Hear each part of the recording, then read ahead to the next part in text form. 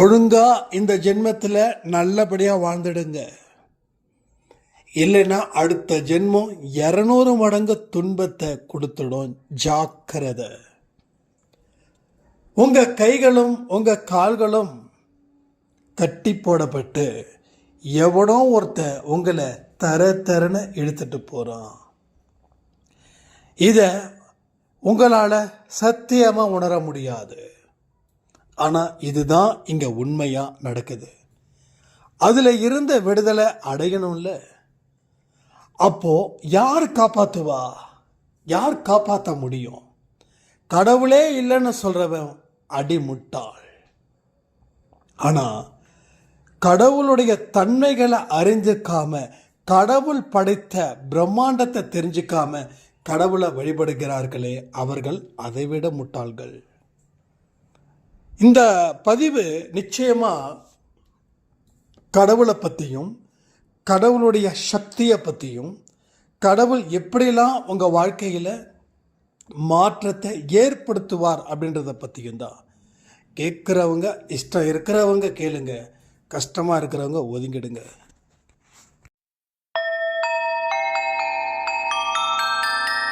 ஓம் சாயிரா சாயிரா, ஓம் சாயிரா சாயிரா, ஓம் சாயிரா சாயிரா, அன்பே சாயிரா, பேரன்பே சாயிரா, அகிலம் தளிக்க ஆத்மா விழிக்க அனுதினம் சாயிரா, எங்கள் அன்பே சாயிரா.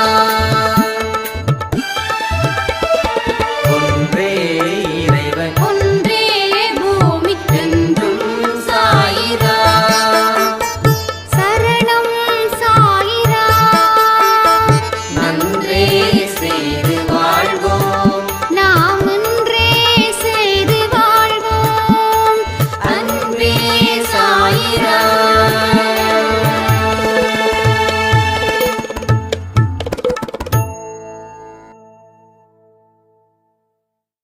சாயிராம். என் உயிரின் உயிரானவர்களே, ஒரு அற்புதமான விடியல் என் வாழ்க்கையில் நடந்திருக்குது. என்னை சுற்றியும் நிறைய சொந்தங்கள் இருந்தாங்க. பட் அவங்க எல்லாரும் போலியானவர்கள் அப்படின்றத கடவுள் எனக்கு நல்ல ஒரு படிப்பினைய கொடுத்தாரு. அதை ஏற்றுக்க மனசு கஷ்டமாக இருந்தாலும் அதை ஏற்றுக்கிட்டு வாழும்போது எனக்குன்னு சில வழிகள் கடவுள் கொடுத்துருக்கிறாரு அப்படின்றத சாய்ப்பா கண்களில் காண்பிச்சாரு. இப்போ அந்த வழியில் நான் செல்லும்போது எனக்கு எந்த விதத்திலையும் கவலையும் கஷ்டங்களும் இனி துரோகங்களும் வருவதற்கு வாய்ப்பே இல்லை அப்படின்றது போல எனக்கு இந்த படிப்பினையை இன்று காலையில் எனக்கு கொடுத்தாரு. இதை நினைக்கும் போதே அவ்வளவு சந்தோஷமா எனக்கு இருக்குது. சாயப்பா யாரெல்லாம் அவரை நம்புகிறாங்களோ அவங்கள எந்த இடத்துலையும் கைவிட மாட்டார். அதனால் கவலைப்படாமல் நம்ம இருந்தால் போதும். நம்ம வாழ்க்கை நிச்சயமாக ஒரு மகா மாற்றத்தை ஏற்படுத்தும் அப்படின்னு நான் தெரிஞ்சுக்கிட்டேன் அப்படின்னாங்க.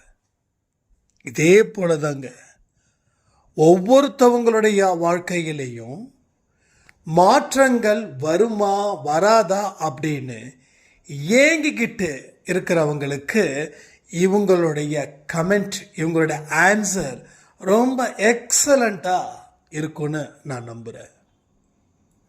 ஆனால் என்ன சொன்னாலும் சில பேருக்கு போய் சேர மாட்டேங்குது. அதுதான் பெரிய பிரச்சனையாக இருக்குது.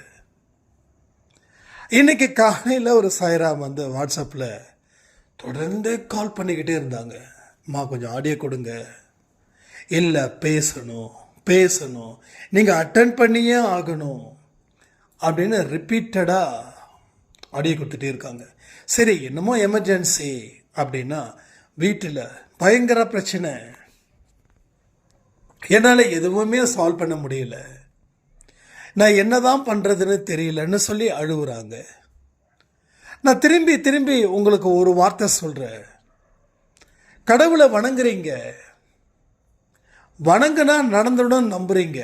நீங்கள் சொன்னது செய்கிறது எல்லாமே சரிதான். ஆனால் நாம் எந்த வழியில் போகணும்னு எத்தனையோ பதிவில் சொல்லியிருக்கோம். ஏன் அது மட்டும் காது கேட்க மாட்டேங்குது? அப்போ உங்களுடைய வெறுப்புகளை ஓரங்கட்டி ஏன் வாழ்வதற்கு தயாராக இல்லை? நீங்கள்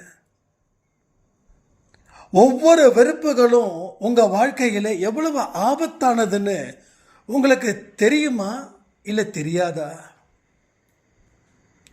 உங்களுடைய வெறுப்புகளை வச்சு நீங்கள் எதையாவது சந்தோஷத்தை அனுபவிக்க முடியுமா? அளவுக்கு அதிகமான வெறுப்புகள் வாழ்க்கையை வாழ விடாமல் செய்யும். கடவுள்கிட்ட ஒரு நெருக்கத்தை ஏற்படுத்தவே முடியாது. கடவுளை நாம் நெருங்கணும், நம்மளை கடவுள் நெருங்கணும். எங்கேயோ அவர் புறப்பட்டாரு, ஆனால் வந்து சேரக்கூடிய வீடு நம்ம வீடாக இருக்கணும். அப்போ நம்ம வீட்டுக்கு தான் வராரு, அவர் அப்படிதான் புறப்பட்டாரு. ஆனால் என்ன ஆச்சு? நம்ம வீட்டுக்கு வராம அப்படி திரும்பி போயிட்டார். இங்க பல பேரோட வாழ்க்கையில் இவர் இதை தான் செஞ்சுக்கிட்டு இருக்கார். ஏன் தெரியுமா? உங்களுக்கு தான் நம்பிக்கைன்றது சுத்தமா இல்லையே, உங்களுக்கு தான் பொறுமைன்றது சுத்தமா இல்லையே, ஏன் உங்களுக்கு தான் சகிப்புத்தன்மை அப்படின்றது சுத்தமாகவே இல்லையே. நீங்க நினைச்சா அதை நடத்திடணும், அப்பதான் அதுதான் கடவுள். அப்போ எனக்கு எதுவுமே நடக்கல, நான் ஏன் இவரை வணங்கணும் அப்படின்ற மனநிலையில நீங்க அவரை வணங்கிட்டு இருக்கீங்க. நல்லா புரிஞ்சுக்கணும். உங்களுடைய வணங்கும் தன்மை எப்படிப்பட்டதுன்னா, எனக்கு தான் எதுவுமே நடக்கலையே, அப்ப ஏன் வணங்குறோம்? ஒருவேளை ஒரு வணக்கத்தை போடுவோம், ஒருவேளை காப்பாற்றாம போயிட்டாருன்னா. ஸோ இந்த மாதிரி நம்ம மனநிலையை வச்சுக்கிட்டு கடவுளை வணங்குறது நமக்கே கோமாளித்தனமா இல்லை? நமக்கே நம்ம ஜோக்கர் மாதிரியே மாறல? அர்த்தமே இல்லாத ஒரு பிரார்த்தனை, அர்த்தமே இல்லாத ஒரு வாழ்க்கை, எதுலேயும் அர்த்தமே இல்லை, வெறும் சத்தம் மட்டும். இந்த சத்தத்தில் என்ன அர்த்தம் இருக்குது? நான் ஆணு கத்துனேன்னா எதுக்கு கத்துறேன்னு யாருக்கு தெரியும்? அப்போ அந்த ஆணு கத்துறதுல எதனால எப்படிப்பட்ட வழின்றத சொன்னாதானே தெரியும். ஆனால் இங்கே எல்லாரும் என்ன பண்ணுறோம்? கத்திக்கிட்டே இருக்கோம். ஏன் கத்துறோம்? எதுக்கு கத்துறோம்? இப்படி கத்துனா என்ன நடக்கும்? அது எல்லாம் எதுவும் தெரியல. தெரிஞ்சாலும் அந்த கத்துறதை மட்டும் நிறுத்தவே இல்லை. அப்போ வாழ்க்கைய அதனுடைய போக்கில் போகாம அது உங்களுடைய கட்டுப்பாட்டுக்குள்ள வச்சிருக்கணுமா இல்லையா? என்னைக்கே உங்க மைண்டு உங்க பாடி உங்க கண்ட்ரோலை மீறி போகுதோ அன்னைக்கே நமக்கு பொல்லாத காலமாக போயிடும். பொல்லாத காலங்கள். உங்க மனசும் உங்க கண்ட்ரோல் இருக்காது, உங்க பாடி சான்ஸே கிடையாது. இப்போ மனசும் பாடியும் அவுட் ஆஃப் கண்ட்ரோல், என்ன நடக்கும்? அப்போ வாழ்க்கை எதை நோக்கி போகுதுன்னு தெரிஞ்சும் அதை ஏன் சரி பண்ண நாம தயாரா இல்லைன்னா அது சரி பண்ண நாம பயப்படுறோம். இதனாலேயே பலவிதமான பிரச்சனைகளுக்கு நம்ம ஆளாகிக்கிட்டே இருக்கோம். தொடர்ந்து நமக்கு பல சம்பவங்கள் நமக்கு பிடிச்ச மாதிரி நடக்கவே இல்லை, எதுவுமே நமக்கு பிடிக்கல. ஒரு சாய்ராம் சொன்னாங்க, எனக்கு பிடிச்சதை சாப்பிட்றதுக்கு கூட பிடிக்கலன்றாங்க. பிடிச்சதை சாப்பிட்றது கூட அவங்களுக்கு பிடிக்கல. இதில் இருந்து என்ன தெரியுது? ஏங்க வாழ்க்கையை இவ்வளவு மோசமா வச்சுக்கணும்?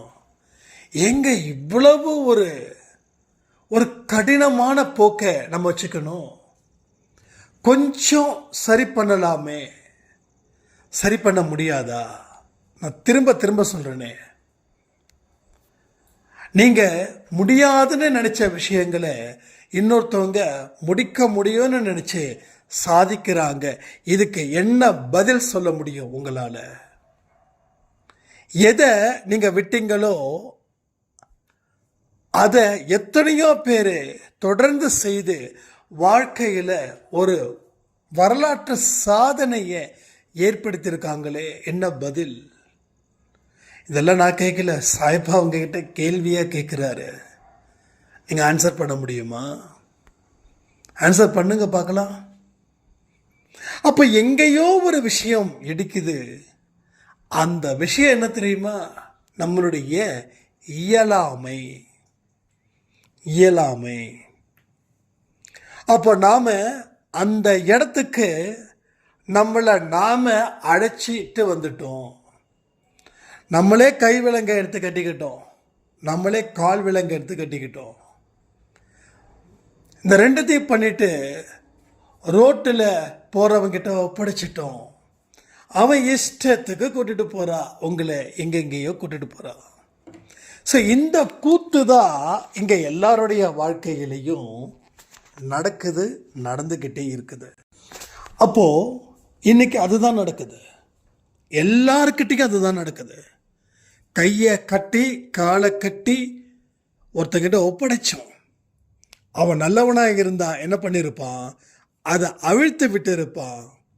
அவன் மோசமானவனாக இருந்ததால அவன் அவிழ்க்கவே இல்லை. அவன் இஷ்டத்துக்கு உங்களை பயன்படுத்தி உங்களை திக்கு தெரியாத காட்டில் விட்டுட்டு போயிட்டான். இப்போ உங்களால் வரதுக்கு வழி இல்லை, அதை தாண்டி போகிறதுக்கு வழி இல்லை, அங்கேயே நின்றுக்கிட்டு இருக்கிறதுக்கும் வழி இல்லை. இந்த 3 விஷயங்கள் தான் உங்கள் வாழ்க்கையில் நடக்குது. நீங்கள் நல்லா யோசிச்சு அதுக்கப்புறமா கமெண்ட் பண்ணுங்க. முன்னாடியும் போக முடியல, பின்னாடியும் போக முடியல, நடுவுலையும் நிற்க முடியல. இதுதான் எல்லா மனுஷங்களுடைய மிகப்பெரிய பிரச்சனை. அதனால திரும்ப திரும்ப இந்த தவறுகளை செஞ்சுக்கிட்டே இருக்க வேண்டாம். என்னைக்கும் உங்களை யாரும் அடிமைப்படுத்தலை, முதல் பாயிண்ட். 2வது, நம்மளுடைய திறமையை பயன்படுத்திக்காம நாம விழுந்து கிடக்கிறோம். 3வது, நம்பிக்கை அப்படின்ற ஒரு வார்த்தைக்கும் நமக்கும் எந்த சம்பந்தமும் இல்லாம வாழ்ந்துகிட்டு இருக்கோம். இந்த 3 பாயிண்ட்ல எந்த பாயிண்ட்ல நீங்க இருக்கீங்கன்றத கொஞ்சம் தெரிஞ்சுக்கோங்க. அதற்கப்புறமா சாய்ப்பா என்னை காப்பாத்து, எனக்கு தேவையானது இது ஒண்ணுதான், இத நீ எனக்கு இன்று இரவே கொடுன்னு சொல்லுங்களேன். இந்த பதிவை கேட்டு முடிச்சதுக்கப்புறம் நீங்கள் இன்னைக்கு என்ன கேட்குறீங்களோ அதை கேளுங்க. நீங்கள் என்ன கேட்டீங்கன்றதையும் கமெண்ட் பண்ணுங்க. அப்டேட் பண்ணிக்கிட்டே இருங்க. ஒரு பேஷண்ட்டு ரொம்ப சீரியஸாக இருக்காருன்னு நமக்கு தெரிஞ்சதுன்னா என்ன பண்ணுறாங்க? அப்டேட் பண்ணிக்கிட்டே இருக்காங்க. அடுத்தது என்னன்னு இம்ப்ரூவ்மெண்ட். அப்போது ஒருத்தவங்க பழைப்பதற்கு உண்டான வாய்ப்புகள் இருக்குது அப்படின்னு வெளியில் பெரிய பெரிய செலிபிரிட்டிஸ்லாம் ஹாஸ்பிட்டல் அட்மிட் ஆகுறாங்க இல்லையா? அவங்கெல்லாம் பார்த்திங்கன்னா அப்பப்போ அப்டேட் பண்ணிட்டே இருப்பாங்க. இப்போ நல்லா இருக்காருங்க, இப்போ அப்படி சாப்பிட்றாரு, இப்படி சாப்பிட்றாருன்னு. என்ன அர்த்தம் தெரியுமா? எதனால் அப்படி சொல்கிறாங்க சொல்லுங்கள்? எல்லாத்துக்குமே ஒரு பாயிண்ட் இருக்குது, எல்லாத்துக்கும் ஒரு கனெக்ட் இருக்குது. அது என்ன பாயிண்ட், என்ன கனெக்டு? அதாவது பாயிண்ட் நம்பர் 1, சரியாக ஆயிட்டாங்க, சரி ஆகிட்டு இருக்காங்கன்னா அது எங்கே கனெக்ட் ஆகுது தெரியுமா? பாசிட்டிவாக கனெக்ட் ஆகும். அது பாசிட்டிவாக கனெக்ட் ஆகும். அப்போ எல்லோரும் அந்த செலிப்ரிட்டி ஓகேப்பா சூப்பர் பரவாயில்லையா டெவலப் ஆகிட்டாராம், கொஞ்சம் கிரிட்டிக்கல் ஒருவேளை கிரிட்டிக்கல் ஸ்டேஜாக கூட இருந்து அவர் அதே ஸ்டேஜில் தான் இருந்திருப்பார். ஆனால் வெளியில் என்ன சொல்லுவாங்க? கிரிட்டிக்கல் ஸ்டேஜை தாண்டிட்டாருன்னு சொல்லுவாங்க. அப்போ என்ன ஆகுது, எல்லாருடைய மனசுலையும் அந்த செலிபிரிட்டி ஒரு கிரிட்டிக்கல் ஸ்டேஜில் தாண்டிட்டாருப்பா அப்படின்னு சொல்லி கடவுளுக்கு நன்றி சொல்லுவாங்க. அந்த பாசிட்டிவிட்டி அது ஒரு எல்லா மக்களுக்கும் கனெக்டிங் ஆகுது. ஸோ நெகட்டிவாக இருந்து இன்னமும் அந்த கிரிட்டிக்கல் ஸ்டேஜில் ஜாஸ்தி ஆகிறவங்களுக்கு ஒரு பாசிட்டிவான ஸ்டேட்மெண்ட்டை அவங்க கொடுத்துட்டாங்க, அவங்க சம்மந்தப்பட்டவங்க கொடுத்துட்டாங்கன்னா அது எல்லாருக்குமே போகுது. அந்த கனெக்டிவிட்டி இறந்து போகிற நிலையில் இருக்கிறவங்களையும் உயிர் வாழ வைக்கும். இது நிறைய விஷயங்கள் நடந்திருக்குது. எத்தனையோ ஹாஸ்பிட்டல் டாக்டர்ஸுங்க மெடிக்கல் மிராக்கள், இது ஒரு மிராக்கள். இவருடைய பிரச்சனைகள் இவ்வளவு இருக்கு, ஆனால் இந்த அளவுக்கு இவருக்கு மருந்து மாத்திரை சப்போர்ட் ஆகிறத நினச்சா எங்களுக்கே ஆச்சரியமாக இருக்குதுன்னு நீங்கள் சொல்லி கேட்டிருப்பீங்க. எத்தனையோ பேர் இதுக்கு சொல்லியிருப்பாங்க, நீங்கள் கேள்விப்பட்டிருப்பீங்க. இதெல்லாம் என்னன்னா ஒரு பாசிட்டிவ் அப்ரோச்சிங். அப்போ கடவுள்கிட்டையும் அந்த பாசிட்டிவ் அப்ரோச்சிங் இருக்கணுமே. அது இருந்தால் தானே நீங்கள் கேட்டதை அவர் கொடுப்பாரு. அப்போது என்ன பாசிட்டிவ் எந்த கடையில் விற்குதுன்னு கேட்கக்கூடாது. அது உங்கள் மனசுக்குள்ளே இருக்கக்கூடிய ஒரு பகுதி, அந்த பாசிட்டிவ். ஒரு 100 மடங்கு ஒரு ஸ்டோரேஜ் இருக்குது அப்படின்னா அதில் 10 மடங்கு தாங்க பாசிட்டிவ் ஆக்டிவிட்டீஸ் இருக்குது. மீதி 90% கம்ப்ளீட்லி நெகட்டிவ்ஸ். அந்த போர்ஷன், அந்த பார்ட்டு தான் இருக்குது அந்த மைண்டுக்குள்ள.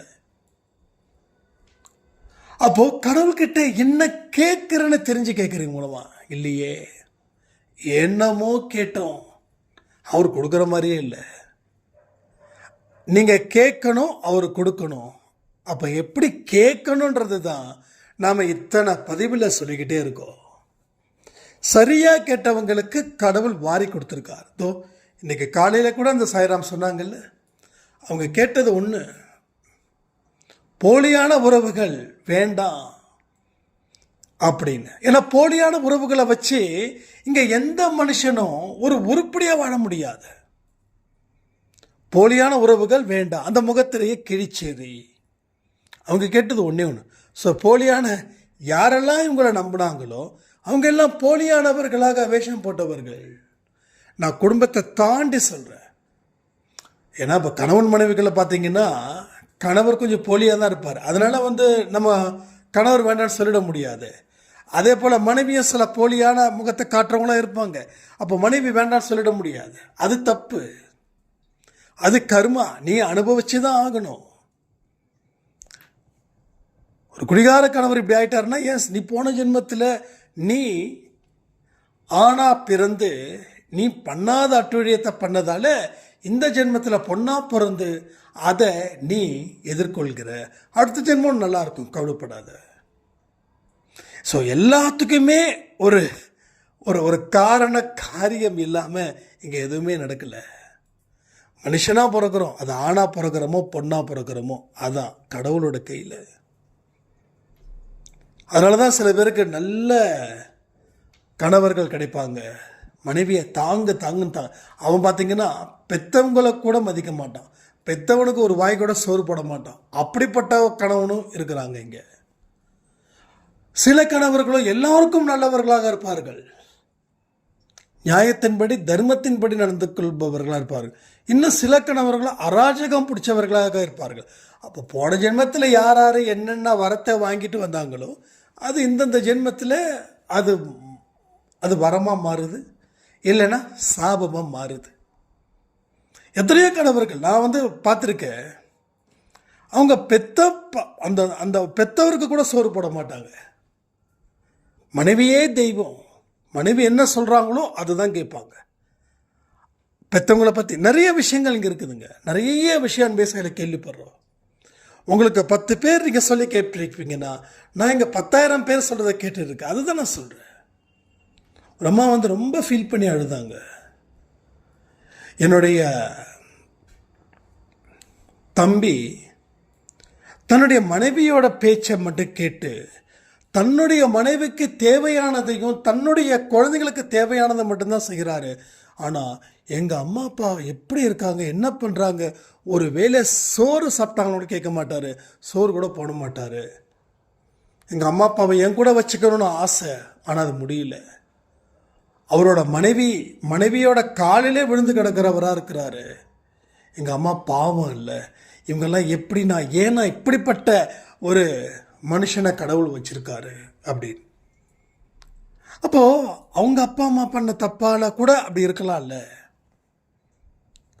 அப்போ இவர் இப்படி பண்ணுறாருன்னா இவருக்கு அடுத்த ஜென்மத்தில் எந்த மாதிரியான ஒரு சாபம் வரும் இதெல்லாம் அவருக்கு தெரியாது. ஏன்னா அவருக்கு தெரிஞ்ச அறிவுக்குள்ளே அவர் வாழ்ந்துக்கிட்டு இருக்காரு. அது புத்திசாலித்தனமாக நினச்சிக்கிட்டு இருப்பாங்க. அராஜகம் பிடிச்சவங்களும் அடிமை வாழ்க்கை வாழ்கிறவங்களும் இப்படி தான்.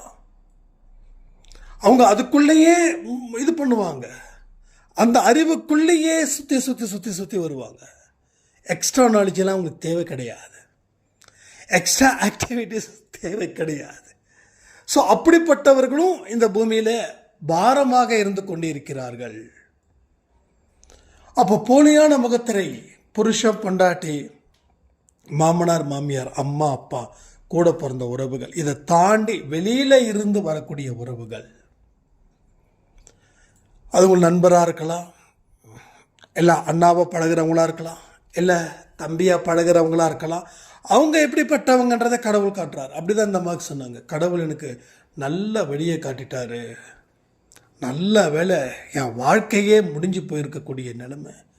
அந்த முகமுடிய கடவுள் காட்டிட்ட உடனே நான் தேம்பி தேம்பி அழுதது. அதுக்கப்புறம் தான் நல்ல வேலை நாம் தப்பிச்சிட்டோம். ஒருவேளை அந்த சூழ்ச்சி வலையில் மாட்டியிருந்தா என் குடும்பமே கேவலமாக போயிருக்கும் அப்படின்னு. ஸோ இப்பயும் சொல்கிறேன், சாயப்பா இருக்கிறார், ஒவ்வொரு இதயத்துக்கூடையும் பேசிக்கொண்டு இருக்கிறார். ஒரு இதயத்துக்கூடையும் பேசிக்கிட்டு இருக்கார். அவர் இல்லைன்னு நினைக்கிறவங்க உண்மையிலே சொல்கிறேன் முட்டாள். கடவுள் இல்லைன்னு சொல்கிறவங்க நிச்சயமாக முட்டாள் தான் சொல்ல முடியும் என்னால். ஏன்னா இதயத்தோடு பேசக்கூடியவர் தானே தெய்வம், ஒரு உணர்வு தானே. கடவுள் இல்லைன்னா இந்த உலகம் யாரால் படைக்கப்பட்டது, யாரால் ஒரு உயிர் ஜனிக்குது? ஒரு இரத்தத்தை நம்மளால் உருவாக்க முடியுமா? ஒரு பிளட்டை உங்களால் உருவாக்க முடியுமா? இது ரஜினி ஏதோ ஒரு ஸ்டேஜில் சொன்னது, அது ஞாபகத்துக்கு வருது. ஒரு ரத்தத்தை கூட உன்னால் உருவாக்க முடியாது அப்படின்னு. என்ன பெரிய சயின்டிஸ்ட். ஸோ இதெல்லாம் ஒரு கடவுள் உருவாக்கப்பட்டதோ அதை மனிதனால் சத்தியமாக உருவாக்கவே முடியாது. நான் தெரியாமல் தான் கேட்குறேன், இது யாரும் சொல்லலை, நானே சொல்கிறேன். அது என்னங்க எல்லா குழந்தைங்களுக்கும் கண்ணு முன்னாடியே இருக்குது, யாருக்கும் மாற்றியே வரல, எதுவுமே மாற்றியே நடக்கலையே. கண்ணு சைடில் இல்லை. உலகத்தில் எத்தனையோ மனிதர்கள் என்னை போலவே 10 பேர் இருக்காங்களா என்ன? உங்களை போலவே 20 பேர் பார்க்குறீங்களா என்ன? ஒவ்வொரு முகமும் ஒவ்வொரு விதமான, எனக்கு இதெல்லாம் ஆச்சரியமாக இருக்குது சீரியஸாக சொல்லணுன்னா. அப்போ கடவுளோட படைப்பு எந்த மனுஷனாலையும் அதை எதையுமே செய்ய முடியாது. ஸோ அப்படிப்பட்ட விஷயங்கள். முதல்ல உங்கள் பிரச்சனைக்காக கடவுளை தேடாதீங்க. உங்கள் பிரச்சனை 5 பைசா பிரச்சனை. இந்த பிரச்சனைக்காக கடவுளை நோக்கி வாங்க, தப்பு இல்லை. ஆனால் வந்ததுக்கப்புறம் உங்கள் பிரச்சனைகளை ஹீரோவாக்காதீங்க, கடவுளை ஹீரோவாக்குங்க. சுற்றி படைக்கப்பட்ட அத்தனை உயிரினத்தையும் பாருங்க. ஒரு இடத்துல கூட அவர் தப்பாக படைச்சிருக்க மாட்டார். அதான் கை ஊனம் கால் ஊனம், ஓகே, அது அப்படிதான். அதை தாண்டி உறுப்புகளை மாற்றி வச்சிருக்காரா? முகத்தை பின்னாடி திரும்பி படைச்சாரா? கண் இல்லாமல் படைச்சாரு. ஆனால் அந்த இடத்துல கண்ணு தான் இல்லை, கண்ணுக்கு உண்டான இடம் அந்த இடம் இருக்குது. கை இல்லாமல் படைச்சாரு, கையை காலா மாற்றல, காலை கையா மாற்றல.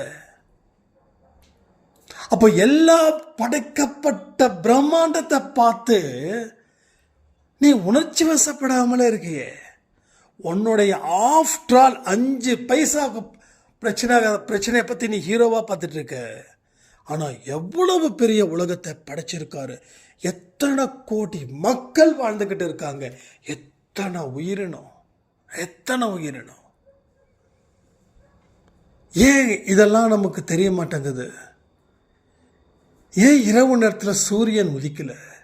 இது உள்ளே போக போக அதனோட படைப்பு அவ்வளோ டெக்னிக்ஸ் பக்காவாக இருக்குது.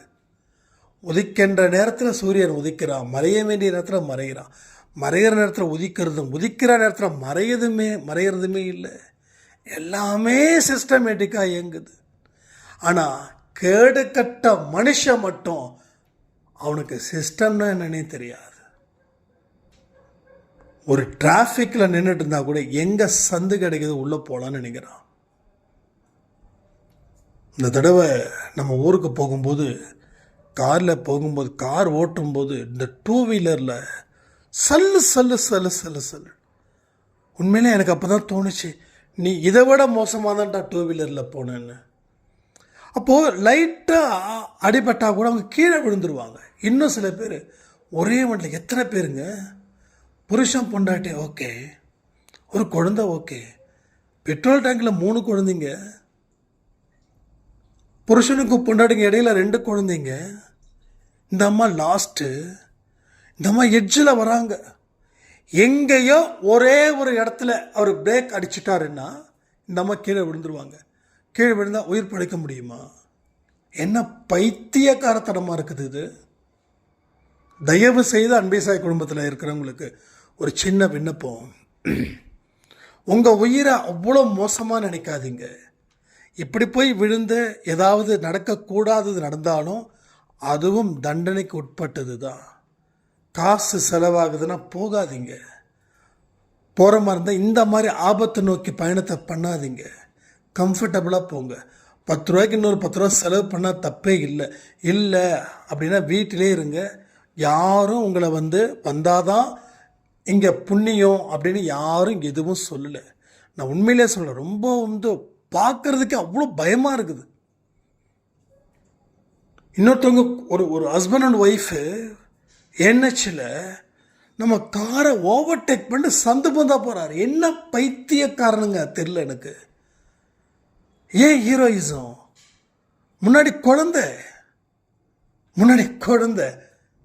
என்ன ஆகும்? நடக்கக்கூடாது நடந்தால் இதெல்லாம் உண்மையில சொல்கிற பைத்தியக்கார மனிதர்கள் இருக்கிற வரைக்கும் இப்படி தான் இருக்கும் இருக்கு. உண்மையிலே அந்த வண்டியை ஓவர்டேக் பண்ணி அவனை 2 சாத்தணும் போல இருந்தது எனக்கு. ஓப்பனாக சொல்லணும்னா பின்னாடி மனைவி, அந்த வேகம் ஓட்டுறவனுக்கு தான் தெரியும் அந்த கண்ட்ரோல் எங்கே இருக்குதுன்னு. திடீர்னு ஒரு பிரேக் அடித்து அந்த குழந்தை நிலைமை என்ன ஆகும்? பின்னாடி உட்காந்துருக்கிறவங்க அவங்க மனைவி நிலைமை என்ன ஆகும்? ஹீரோயிசத்தை காட்டுங்க ஜி, ஆனால் ரிஸ்க் எடுக்காதீங்க. நீங்கள் மட்டும் போயிட்டீங்கன்னா பிரச்சனை இல்லை.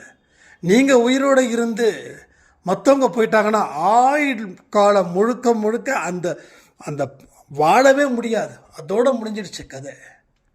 ஸோ அதனால் கவனம் முக்கியம். வீட்டில் எத்தனையோ அன்பேசாய் பெண்கள் இருக்கீங்க. தயவு செய்து உங்கள் கணவர் போனாருன்னா ஒரு 40ல் போக சொல்லுங்கள். இல்லை வேகமாக போகிற மாதிரி இருந்தால் தயவு செய்து நீங்கள் போகாதீங்க. இது இதெல்லாம் ரொம்ப பெருமையாக பேசிப்பாங்க. நல்லா பூந்து போவேன், நல்லா பயங்கர ஃபாஸ்ட்டில் போவேன். இதெல்லாம் இதெல்லாம் தேவையா சொல்லுங்கள்? ஏதாவது ஒரு விஷயம் வந்துச்சுன்னா அப்போ நம்ம அப்படியே ஜேம்ஸ் பாண்ட் மாதிரி காப்பாற்ற முடியுமா என்ன? இது எதுக்கு நான் பேச வந்தேனே தெரியல. சொல்கிறேன். ஸோ எல்லா விஷயத்துக்கும் நாம் எவ்வளவு மோசமாக ட்ரீட் பண்ணுறோம். எஸ், சிஸ்டமேட்டிக் சொல்கிறேன். கடவுள் எல்லாத்தையும் சிஸ்டம், ஆனால் மனுஷன் எதையும் மதிக்கிறது இல்லை. நான்லாம் இப்படி தான், இது கெத்துன்னு நினச்சி சுற்றுறான். இதுதான்டா கெத்து, ரூல்ஸை பிரேக் பண்ணுறதாண்டா கெத்துன்றான். இன்ஸ்டாகிராமில் போஸ்ட்டாக போட்டு தள்ளுறான்.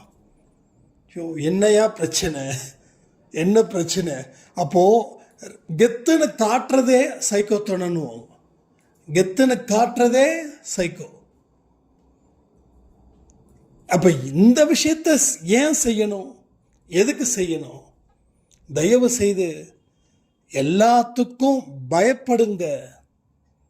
நல்லது செய்யறதுக்கு சந்தோஷப்படுங்க. இது மாதிரி ஹீரோயிசம்லாம் தயவு செய்து வேண்டாம். வாழ்க்கைன்றது ஆயுள் நாட்கள் வரைக்கும் வாழணும். கடவுள் எந்த தேதி எவ்வளவு நாள், எத்தனை மணி நேரம், எத்தனை நொடி அப்படின்னு தீர்மானிச்சிருக்காரோ அந்த அளவுக்கு நீங்கள் வாழணும்.